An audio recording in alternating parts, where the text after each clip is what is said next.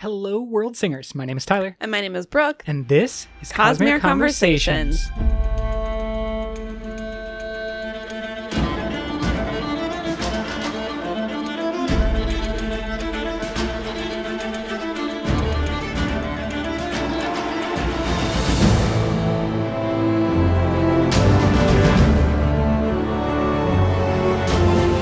Welcome back, everyone, mainly us, to Welcome the back. microphone. Yes.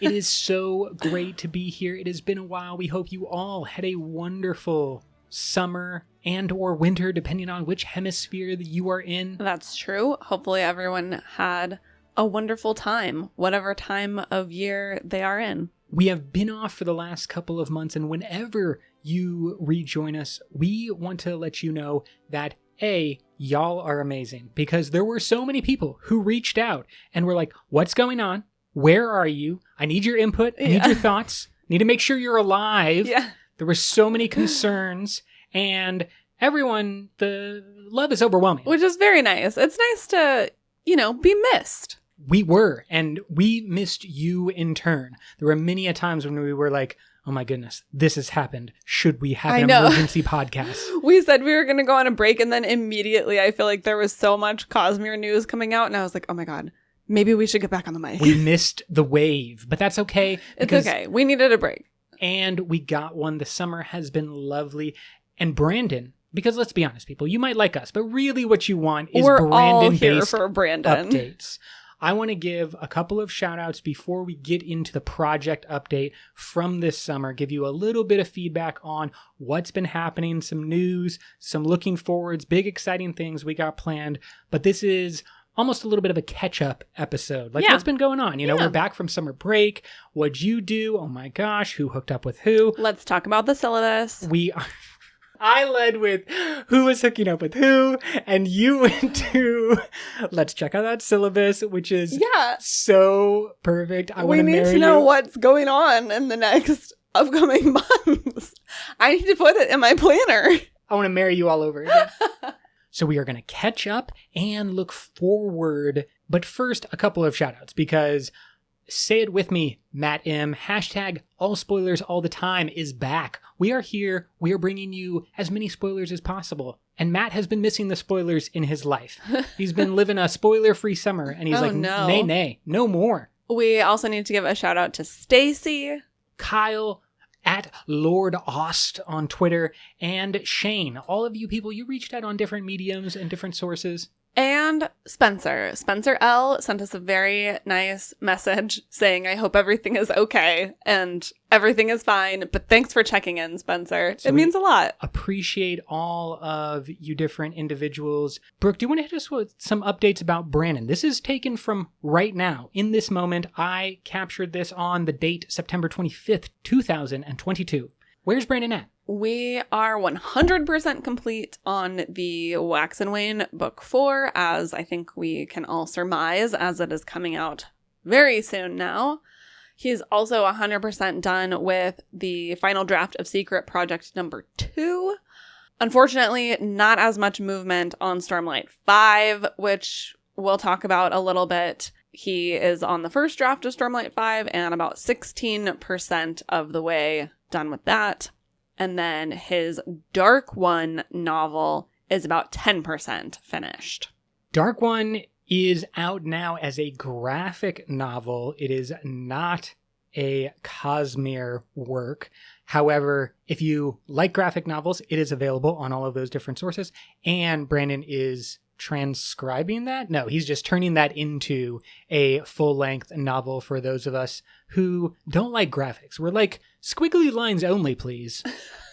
I do not prefer your pictures. I want only words. Well, you can also tell a different type of story with only words versus being confined to like small boxes and having to depict everything visually. That's true. There are restrictions in the medium, basically. And so when you enter into the novel medium, you get more options that you didn't have as a graphic novel. Interestingly, White Sand went the other way. Brandon wrote a draft novel, and it does exist in its draft form out there on the internet.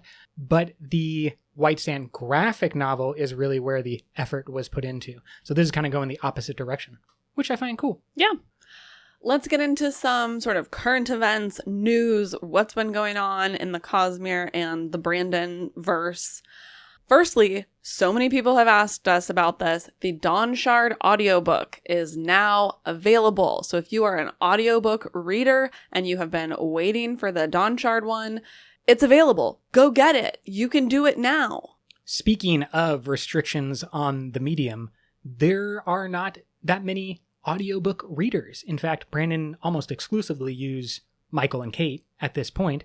And so if they're busy, they're busy. They like can't squeeze in Brandon's extra work.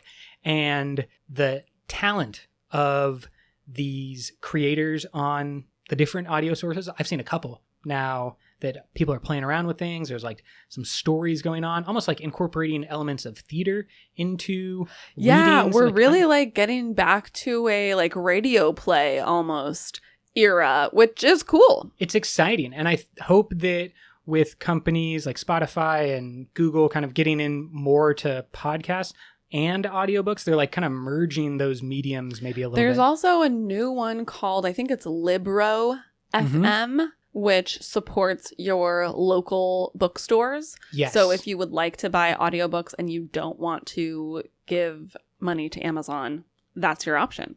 Fantastic. And Dawnshard is available now.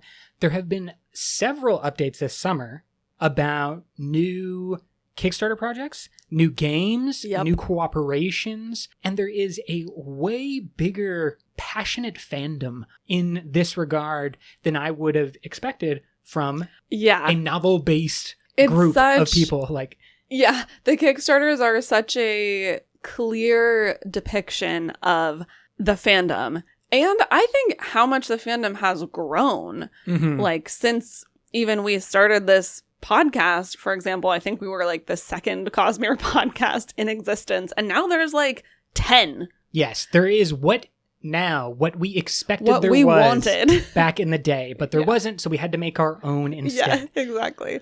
But yeah, these Kickstarters, it's kind of inspiring to see how many other people are Cosmere nerds just like us. Right now we have the minifigure Kickstarter going on. I think that's still going for another couple of weeks as this podcast releases. So if you haven't seen that, check it out. If you are a figurine lover, that's for you. They honestly are really cool. I personally am not a figure painter, but I kind of wish I was just because they're really cool. Yeah, we're going to get you there because you are a crafter. And I am a crafter. Like, it's not too far of a leap. I could become a figure painter. Yeah, I want to bring a couple of things. One is just some facts. We're talking about 12,000 backers for this Kickstarter, $2.4 million, blowing past any goals they had, and they still have 2 weeks to go. Of course. But what I think is most important about these collectibles, these figurines, is that Brotherwise Games has been working with Brandon on these for over a year and a half, while the big Kickstarter that happened earlier this year was The Real Newsmaker. This has actually been in production longer. They have been working on these figurines longer, and most importantly, these figurines are considered by Dragonsteel at large and Brandon specifically as the canon versions of these characters. Yes. Brandon talked a little bit about this on one of the live streams. Basically, there's so many artistic renderings and so much interest, and as more things get more complicated. Well, yeah. So I think his stance has always been that he really wanted to leave it up to the individual's imagination for how they wanted to imagine and depict the various characters in Stormlight Archive and his other works specifically. And he didn't really see a need or have a desire to sort of police that and tell the various artists on the internet and people creating things based on his work, you know, oh, actually, that's not the way this person looks, etc., which I think is really cool. And I think emotionally that is still his standpoint, that he wants to support other creators and artists having their own interpretations and depictions. However, as we will talk about in just a moment, with the amount of attention and the number of very large projects that are starting to become possible for the Cosmere, just purely on a business level, they had to start coming up with some canon versions of the characters to put out there. And so Brotherwise Games was working with the lead artist, Isaac Stewart, for the past year and a half on creating these figurines. And so they are the most accurate renderings of these characters. And there's a bunch, but they are primarily from the Stormlight Archive at this time. Brotherwise Game, of course, did another version of their Call to Adventure game for the Stormlight Archive. So they're locked into that world, but it also is a case, I think, of you start with the popular thing. If that's successful, as these Kickstarters are, there's possibilities that they jump into other Cosmere stories as well. You think they'll do like figurines for Mistborn or something? I think that could be the next logical step. Yeah. And especially if there is further interest from Hollywood, which we'll talk about in a moment, on Mistborn specifically. So if like that's going to become a movie, it would make sense that you would also tie in some figurines to that as well. So speaking of that, as probably everyone has heard by now, there was a viral quote from a Brandon live stream saying that by this time next year, he will be on set of some unknown Cosmere project. With all of the attention that the Kickstarter from earlier this year brought to his work, he has been placed in really a position of power. We've talked a few times over the years about Brandon's film or television aspirations and the way that various deals were sort of falling through or going through. Most recently, I remember reading that he was working on his Mistborn script. He had like tried to have a few different people and companies do a script for him and didn't really like any of them. So he had just started writing his own.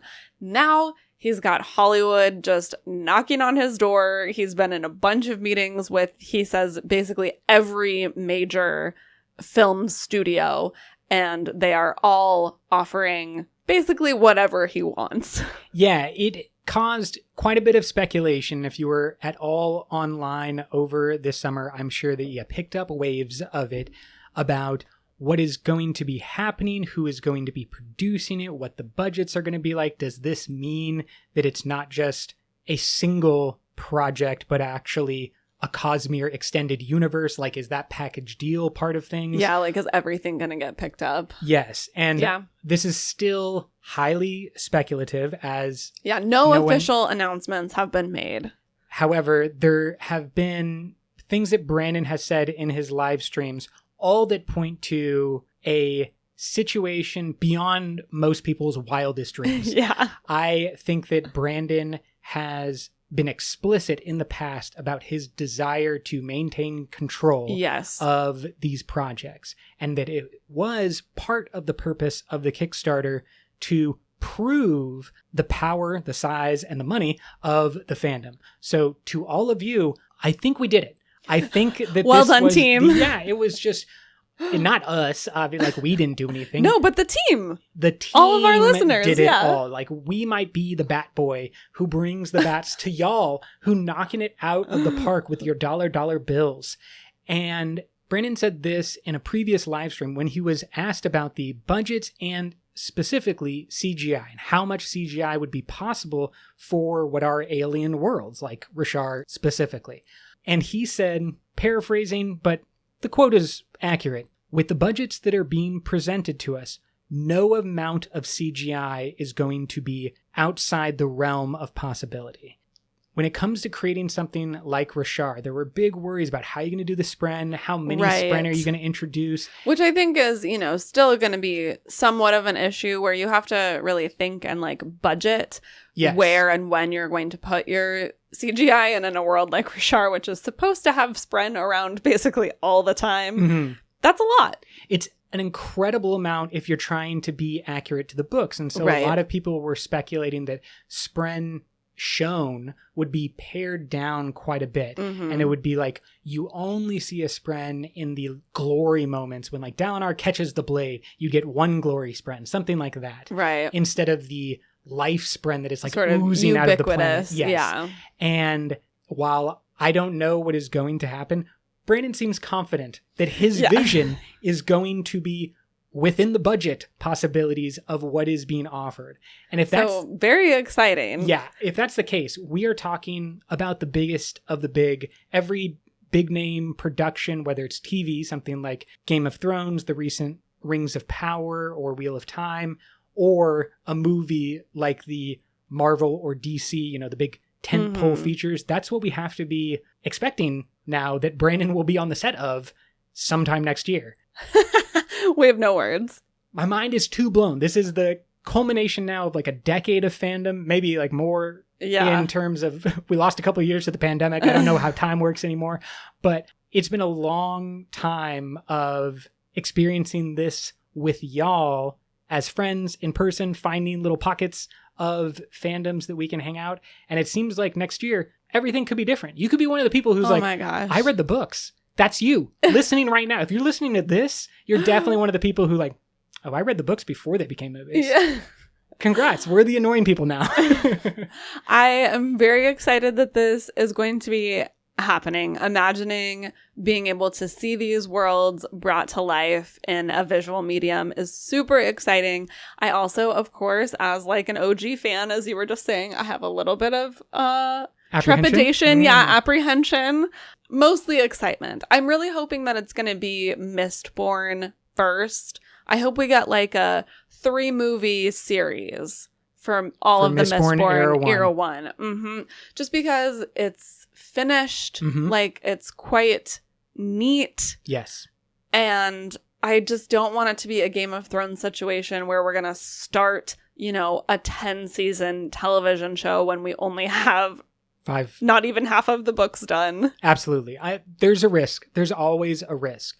What I found interesting is that some people on the Brandon Sanderson subreddit posted a video from an interview with George R.R. Martin and Game of Thrones. And he said right now, in regards to the new Game of Thrones series, House of the Dragon, that it is very difficult for him to get creative control decision-making in Hollywood right now as George R.R. Martin today in 2022. If that's the case, then any amount of control that Brandon gets is a win and is a rarity. I think he's been pretty explicit over the years about wanting to have at least a certain amount of control if he is going to give like his magnum opus and all of his life's work to someone else to adapt. And that's why like nothing has happened before this, because he's had very strong boundaries in what he's looking for. So my guess is if we're looking at him being on set sometime next year, it sounds like studios have been willing to offer him the type of control that he's always been looking for. Now, I do want to at least undercut the announcement slightly by saying that we probably shouldn't get our hopes up too much. Of course. It is bad to speculate too wildly. For example, I think there might be a difference in conversation or a difference in level when you're looking at something like your normal Marvel movie. I'm talking your Ant-Mans, your Thor, Love and Thunder, and Ragnarok, the huge movies, the $100 million plus budgets, or like $500 million plus budgets, big productions. But there's another level that I don't think Brandon's going to be at. And this is maybe like your in-games or your avatars, you know, your James Cameron projects that take 10 years. And I think that we should probably expect something akin to early or mid Marvel, and not something that is going to like change the entire world of cinema in any way, shape, or form. Like, let's just hold back a little bit of the joy, because it's about to break through. I think you're the only one. I'm holding back a storm, a dam. I'm the dam. The Hoover Dam stretched out is me, just holding it all back. However, the real caveat to this exciting news is the fact that because Brandon has been spending so much time on Hollywood-related things, he has not been writing Stormlight 5, and therefore we are not going to get Stormlight 5 for an additional year. So instead of getting it next fall, it will be the fall of 24. Stormlight 5, 2024, biggest gap ever between a Stormlight book, and then the plan was always to have a even bigger gap between Stormlight 5 ending and the continuation of Stormlight. So we are looking at 2024 to get Stormlight. We'll see it then. Right. And then after that, it may be 5 years. Like, I could imagine a long gap before. I mean, he will be writing other things and writing other things in the Cosmere. It's not a Cosmere during that time. gap. It's not like a complete break where he's going to drop off the map. But we're going to be waiting for a while for the rest of Stormlight. So that's really the big bummer. So let's bump it back up with some excitement, because there is fun in between now and then, starting in just a couple of months with Dragonsteel Con, the mini convention. I don't know if they're going like full bore, this is a VidCon or a Comic-Con. That's too much. But this is a nerdy niche con. Yeah. I mean, it's just for Brandon Sanderson stuff. And other nerdy stuff is happening as well at Dragonsteel Con. The tickets, I believe, have been sold out for a while, but we wish you all the best who may be going November 14th to the 15th. I think you can see some friends from the 17 Shard there if you are interested. And Brandon also gave a shout out. There's a little special mention, just in case you happen to be in the area, the Salt Lake City area. Brandon is going to be at another convention for Magic the Gathering the weekend prior. So like November 7th to the 8th, Brandon's just going to be hanging out with a bunch of people playing Magic the Gathering in Salt Lake City. There are still tickets available for that, because I think Brandon just announced that he is, trying to sell some tickets to these peeps. So if you're interested in that, you're already going to Dragon Con, maybe you're in the area, go check out the Magic the Gathering convention as well in Salt Lake City. Okay. That wraps us on sort of updates, gets us all caught up on where we're at in sort of the business of the Cosmere as it stands at this moment. Now, the close news is that The Lost Metal, the next Wax and Wayne book, is coming out in like 6 weeks, something like that. Maybe a little bit more. 6 to 8 weeks. It's going to be here. It's coming soon. So, here on Cosmere Conversations, we are going to be preparing. Many people have asked us if we're going to be doing a reread, which we are not. We do have a pretty recent reread series in the back catalog, so if you want a refresher on Mistborn in general or Wax and Wayne specifically, that's there for you. We are going to do a special exclusive reread on the Patreon this year. So if you're a patron, we will be talking about our current reread. And if you're interested in hearing our current thoughts, you can join us there. But here on the main pod, we are just going to be diving into some of the details of the Wax and Wayne world, bringing out all of those little things that we need to remember, that we need to know, that we need to keep our eyes out for in The Lost Metal. Yeah, so deep dives and collective conversations going on the Patreon for Era 2, leading up to The Lost Metal. And most of the upcoming episodes are listener requested, so tune in and see if we're doing the episode you asked for. What I would love to dive into now is a description from Tor about The Lost Metal. It's not what's going on the back of the book summary, but it is kind of like that. I feel it's what they do in the digital world for that. It's a little bit longer, I think, than probably something that would be on the back of the book, but it gives us just a little snapshot of what we can expect for The Lost Metal. So I will say, if you are a person who's wanting to go in completely blind with absolutely no idea what's going to happen in the book, there will be some of that coming up. If you would like no spoilers for The Lost Metal, skip ahead to 47 minutes, 16 seconds. Can you start off reading the first paragraph for us?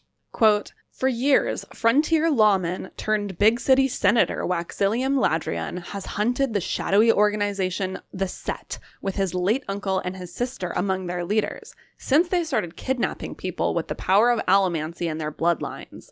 When Detective Marasi Colmes and her partner Wayne find stockpiled weapons bound for the outer city of Bilming, this opens a new lead. Conflict between Elendel and the outer cities only flavors The Set, and their tendrils now reached the Elendel Senate, whose corruption Wax and Steris have sought to expose, and Bilming is even more entangled." End quote. An excellent first paragraph. Now let's dissect, because I feel like there's already a bunch of stuff in there. Big city senator, Wax. Yeah. Now, this was a path that was set before him in the third book. Definitely him kind of taking that role upon himself. Mm-hmm. But then what we get about kind of his current goings on and the continued conflict between the outer cities and Elendel and that class discrimination. Yeah, and like the escalation of the conflict with these weapons. You know, it makes you wonder if we're looking at a true Civil War type scenario.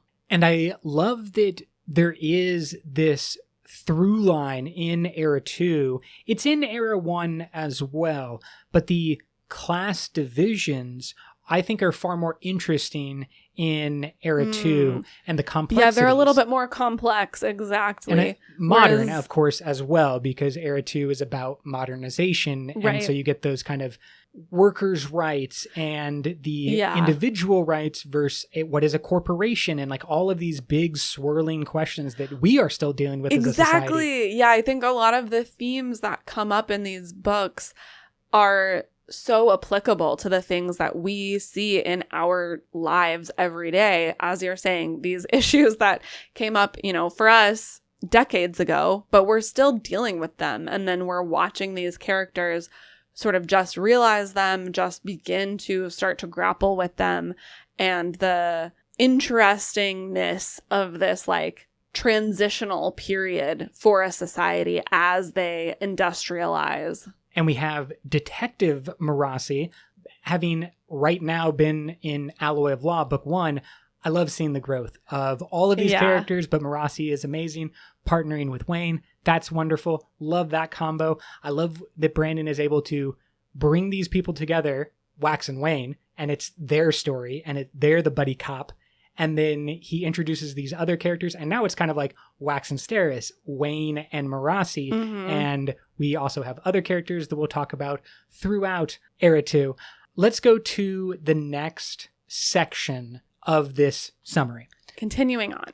Quote, "After Wax discovers a new type of explosive that can unleash unprecedented destruction and realizes that the Set must already have it, an immortal Khandra serving Scadrial's god reveals that Harmony's power is blocked in Bilming. That means the city has fallen under the influence of another god, Trell, worshipped by the Set. And Trell isn't the only factor at play from the larger Cosmere. Marasi is recruited by off-worlders with strange abilities who claim their goal is to protect Scadrial at any cost." End quote. We have other off-worlders. So many things. Let's go to the beginning and then work forward from there. First of all, explosive of unprecedented destruction. Obviously, we think like atom bomb scenario. Totally terrible. Bummer. We've talked a little bit about atom bomb possibilities with surge binding. Yes. I feel like I need to go back to the metal charts and be like, what could make an atom bomb out of these metals if you made like a cube device with them or something? Yeah, there is a explosive reaction when water and any amount of metal. Water, yes, in the Et metal has an explosive reaction. It does say that he discovered that, so I don't know if he discovered that in the last book or that he's discovering that in the new book, The Lost Metal. I think it's a new one. So what if it's an Et metal times a bunch? Yeah. And it is reactive, maybe just to air or something even more dangerous. Mm-hmm. And so that would make sense and maybe be along the lines. I need to go back to the metal chart because how many metals are on Scadrial? There's so many alloys and so many different things going on. It's hard to say it's like a little overwhelming. There's a chart anymore. You know, it's so that's convoluted. That's true. Then, of course, we have the mention of the Khandra coming to Wax, as we've seen in the other 2 books. Maybe it's a new Khandra, maybe it's one of the same ones that we've seen. However, this revelation that Harmony's power is blocked and that Trell influence has increased since we last were on Scadrial is very interesting. And then that's increased by the fact that this is not even the only factor from the larger Cosmere at play here. There seems to be this center of Trell, and then what this summary is clearly differentiating on is another group of offworlders who are promising to protect Scadrial, but then ... at any cost. So this makes me think of like a group of Thanos people who are all just like, we will save you for the greater good. But I don't know anybody like that in the Cosmere right now. This is really exciting because Scadrial and Rashar have sort of always been the big Cosmere worlds. However, Rashar has always seemed more important. You know, the books are longer. There's a lot more clear influence from world hoppers and external forces and things like that. And I feel like this paragraph is really elevating Scadrial to that same situation where you have people from all over the Cosmere sort of converging on Scadrial and saying like, no, this world is important. Like, we need to get involved here in some way, whether it's Trell trying to gain power or world hoppers. Like, who knows? They might be from Silverlight. They might be from the 17th Shard. Elantris is my guess. Yeah, they might be from Elantris. They might be Surgebinders, right? Where are we at in the timeline?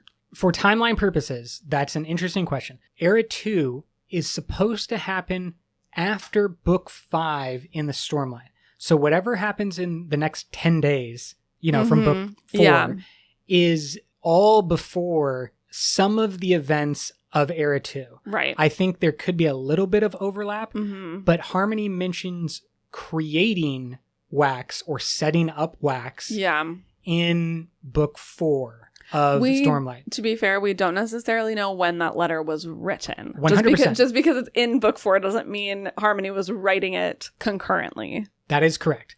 But I think that we can at least surmise that it is maybe possible that Rasharians, because of whatever happens in book 5, are more invested off-world. Like, that could be a situation. And we don't just have one group of Surgebinders. Remember, we have the listeners, the group of the original Parshendi, who are like vowing not to fight. What if their vow not to fight is to leave Rashar, to go into the cognitive realm and like explore the Cosmere that way, looking for a place? And maybe they become like type of Cosmere protectors. They're like, your world's in danger, just like our world was in danger. We lost. We don't want you to lose. And so they could be Parshendi that are arriving on Scadrial. What if it's the Sleepless? It could be. Wow, that would be cool. Really crazy. There's so many possibilities. Lots of speculation. Love it all. I think that Trell intrigues me more because there is this long-standing relationship, history of Trellism on Scadrial, existing before the Lord Ruler's rise and maintained its presence there. So there is an interesting relationship already on Scadrial with Trell, and then the set obviously amplified that, and Trell themselves must also have some desire that we have no real access to. Yeah. Do you think that at the end of Wax and Wane, Harmony is going to fall and Trell is going to take over? I really hate that idea because I love my boy Harmony. But also, I do think that a devastating loss would be an interesting mix into the Cosmere. I'm kind of thinking it may come in Stormlight Archive. Yeah. But what if it came in the form of Scadrial instead? That we had a setback. Alternate. A setback. Oh my God. Yep. That was a great pun. Everybody's going to laugh at that. You're all laughing. What if, alternate ending, Harmony merges with Trell? What happens when Harmony and Autonomy become one? Absorb? Yeah. Okay. What is that shard? Everyone hit us with your names for that shard. Yeah, because you have preservation and ruin that make harmony. Exactly. And add Trell into that mix. Add autonomy into that mix. What do you get? I still think that autonomy is very interesting in this divergent, independent mind, obviously autonomous, that is going on. You mean the way that it has different avatars of itself everywhere? Yes, different avatars that seemingly have relatively normal situations. Like, they don't all seem like for example, a herald. They're not all autonomy heralds walking around. The only one that we've seen is like barely even in White Sand. So I feel like we don't really know enough to be able to say anything definitive. Yeah. Fair enough.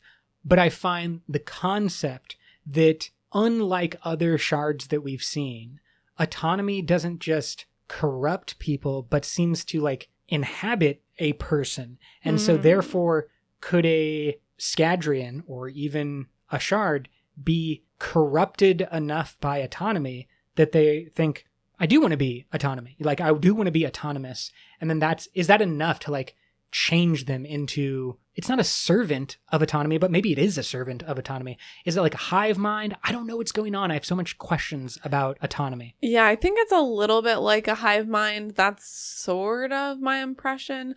But I think we don't know. We'll have to see.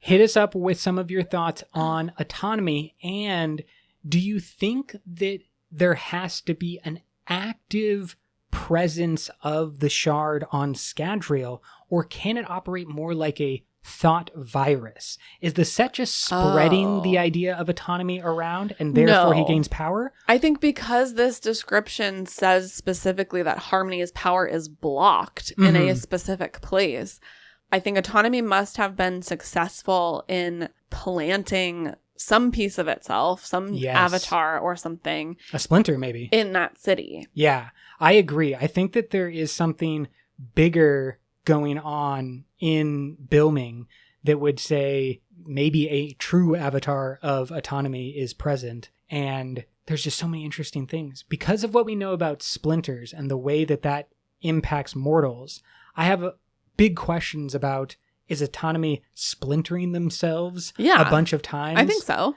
And it's like, I've discovered how to splinter myself most effectively as a shard. And then like, I give just the right amount of splinter to, you have autonomy. Yeah. But at any moment, I have full control. And so he has like an army of hive minders out there. I don't know if it would be able, like, I don't know how much autonomy would be able to assert control because of its prime directive of autonomy. Like, I think it would be against its quote unquote programming to then assert control over its avatars. Oh, this is so interesting. And we have other shards who may be in the mix here. Whimsy, invention. There are so many possibilities. And it seems, like you said, a convergence is happening around Scadrial that maybe we were originally planning for to only happen on Rashar. Now seems like Scadrial is coming to the fore. Okay, to continue this description, the last paragraph, quote, Harmony's vision of future possibilities comes to an abrupt halt tomorrow night, with only blackness after that. It's a race against time, and Wax must choose whether to set aside his rocky relationship with God and once again become the sword that Harmony has groomed him to be. If no one steps forward to be the hero Scadrial needs, the planet and its millions of people will come to a sudden and calamitous ruin. End quote. Hitting us with all. Dun, dun, dun. I know, exactly. Like, that is some dark Darth Vader-esque music that is just playing right there. Calamitous ruin. Yeah. I'm scared. I'm a little terrified. I am worried about Wax in this role of like the sword of harmony. That's capitalized, by the way. The sword is capitalized. Yeah. And I think that there is an aspect of Vin succeeded in her, godlike journey or her huge mission. And I'm wondering if Wax is going to fail, if there's going to be that type of parallel that exists. Yeah, it's really too bad that Harmony doesn't know Kaladin. Kaladin's like, I've been waiting my entire life to be the sword that God wants. All you had to do was ask. Yeah, I was and Wax ready to is go. like, I really don't want this. This is the difference between a 17-year-old and a 40-year-old. That is absolutely why militaries recruit 17-year-olds Wax and not is just 40-year-olds. like, I would really like to just be at home with my cool wife, like looking awesome. through our household ledgers. And being a senator seems fun. Yeah, just making things better for the people in my city. Probably not an option for either him or Kaladin, but that is an excellent point, is that really we're just at a lack of necessary Kaladin. Like, the worlds need some more Kaladin. Can they do a body swap? Yeah, exactly. Can this be a body swap comedy? Oh man, that's a new trope that Brandon can subvert by just mixing it. You guys thought this was an epic journey? No, classic body swap comedy. But in this circumstance, it's like a hemalurgic body swap where they this is getting dark staple the spirit web of the other person into their body. That's how they do it to make it Cosmere appropriate. Yeah. Okay, a lot of darkness to make it Cosmere appropriate, but I agree. They don't that's die. The way that's that it just would have to. The way that they do it. That's just the way that it has, the magic orb or the lucky penny that you throw into a fountain or the cursed mummy that is going to body swap you for some reason. Just be like, wow, mummy, that was a weird curse. Very specific. Yeah, I thought you just wouldn't want me to interrupt your mumminess, but instead, body swap.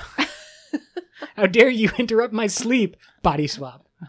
Okay. A lot of potential from us mainly. Not Brandon. He's, just not delivering. We gold. This is comedy gold here. Yeah. Brandon, hit us up if you ever need new story ideas. What I'm most intrigued, like being serious. Very serious. Okay. So serious. Serious faces on. Put them on. And what I am serious about is, how is Harmony's vision of future possibilities being ended? Like, he sees all future possibilities, as we've seen from other shards and splinters. And he knows that tomorrow night, so there's a one-day book as well, which I kind of like. Exciting. Yes, exactly. And so he knows that his vision of the future stops tomorrow. Is that because, as you mentioned, Harmony dies at the end of tomorrow? Right. And so, he can't see past his own demise. Is that Scadrial dies, epic sure. end? Or is that simply part of this blocking that maybe Trell is able to do? Right. Is it an interruption of things and not necessarily a guaranteed end? That's what I was going to say. Like, it could just be sort of a cloud obscuring his vision. A Renarin Kholin, and the cloud if you will. can be... Yeah, exactly. And the cloud can be dispersed if we can address Trell, Renarin presumably. could walk away and find love with Relaine. Aww. And when they have the power of love together, not corrupted future sight. That's what I'm imagining for the Stormlight. Again, these ideas are gold. These ideas are gold. But I think there is definitely the possibility of Harmony dying. That would break my heart almost more than Wax or anyone in the crew dying in book 2. Or, okay, I guess there's an alternate scenario where Harmony realizes he might die and then, like, abandons the planet and becomes like the shard that is just trying to hide and survive, goes somewhere else and is like, look, retreats. I'm not gonna survive. A tactical retreat. But, like, I can't die because the Cosmere needs me, Harmony. And so for the greater good, I'm going to run away and sort of consign Scadrial to being taken over by Trell. Wow. That is actually a really good call, because I love the idea that someone needs to go out and get all the other shards together. Harmony's been trying to do that. He's been writing letters to people, but he's also locked personally on Scadrial. So then he has to go as, now a beggar king, let's say, goes to all of the kingdoms of the Noadon. other... Yes! Goes to all of the kingdoms of the other shards and is like, please, I am in exile from my planet. And as Harmony, I do not have the ability to attack because I can't do anything. But basically. You, Mercy, however, you can get up Valor, to some dark... Oh, Valor. Okay, Valor, you can come with me and help me win back my kingdom. I see Mercy as the ultimate shard ender that you need to, like, have on your team. Oh. Yes, of course. Oh, because the original thing is Mercy. Oh, beautiful, wonderful, light, happiness. All that's great. But she was around at the only other, permanent ending of a shard that we have seen. And so, like, I think there's a lot of darkness in Mercy. She's like one of those, doctors that, like, kills people so that they can pretend to save them. They, like, get off on killing people. Yeah, you know what I'm saying? Yeah. They're like mercy killings, but it's just in a dark, twisted way. Okay, maybe not. But I think, we also need to think about Mistborn Era 3 and what we already know about that, which is that it's supposed to be a 1980s-ish spy situation. That's what we know. In my brain, I always imagine it as like sort of a 1984 situation. Okay, so it's a really like Big Brother government style Trell, looking down upon you, eyes everywhere, like, and you're like maybe sneaking into the main frame. There are little cells of people who are trying to fight against Trell's influence or something. Yes. I could be totally off base because, again, the knowledge that we actually have is that it's going to be a spy, like maybe a Cold War type thing. No, I think you're right on the money. So maybe that doesn't have anything to do with Big Brother brainwashing, but I think that's what's in my brain.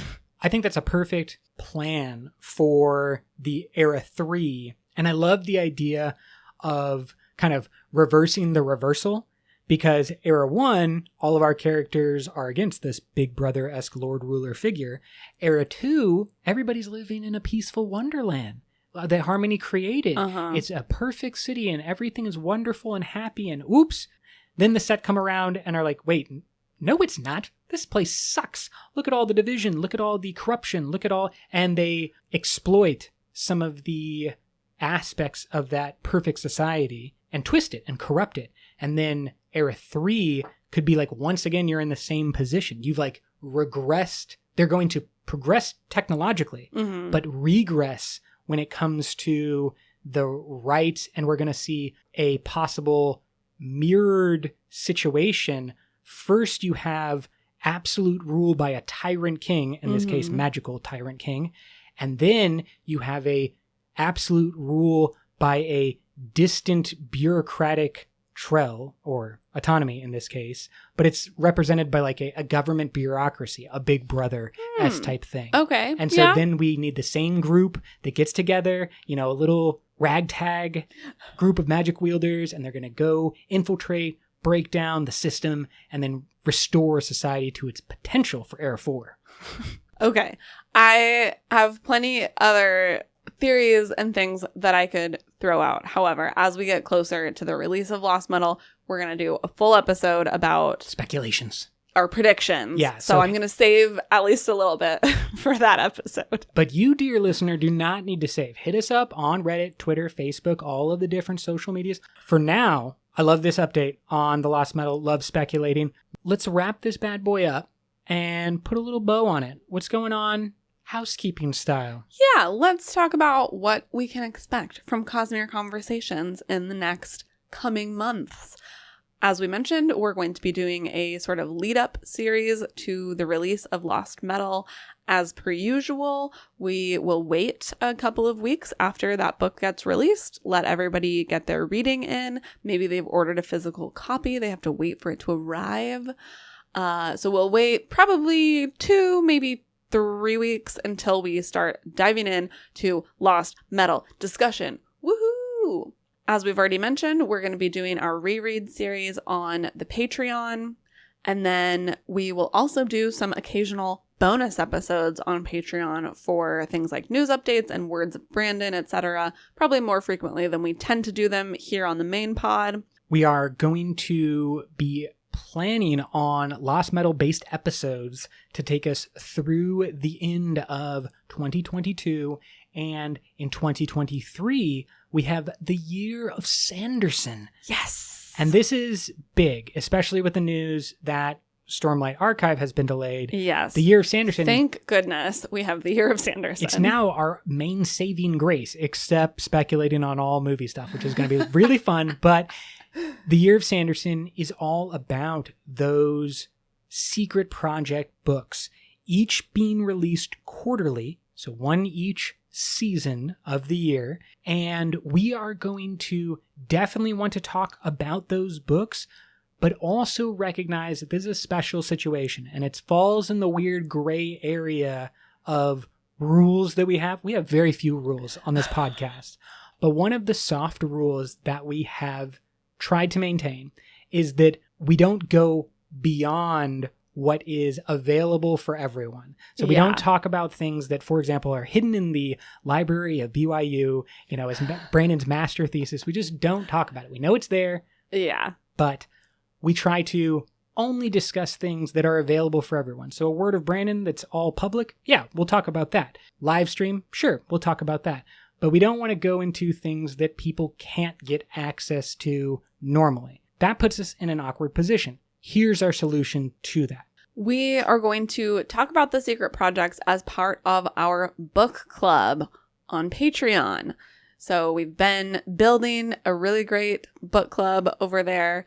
We will first talk about the secret projects on Patreon in our book club, and then wait some amount of time that we determine before having those conversations on the general podcast. According to Brandon, they are definitely going to work on getting those books, those stories to be available to the general public. However, they are being released to the Kickstarter supporters first. So hopefully, fingers crossed, this will allow enough time for other people to get and read those stories before we talk about them. That's basically what we are hoping, that Brandon and the team at Dragonstill will figure out other ways to deliver these books to people so that then it follows our rule that everybody has access to it, or at least theoretically could, and we can release them on the main feed. First run, if you are one of the super nerds and you want to know exactly what's happening with each secret project, you got to come to the Patreon, okay? If you want it immediately. But if you feel join cool our with book waiting, club. the book club is great. You should definitely join it. And if you're happy with waiting, the episodes are going to get to you. They're going to make their way to the main feed. We hope it is coinciding with other options for people to buy those secret projects. Hopefully that works out for everyone. We are incredibly excited to be back on the microphone and be sharing great Cosmere conversations with everyone. Always. Until next time, life before death. Strength before weakness. Journey before destination.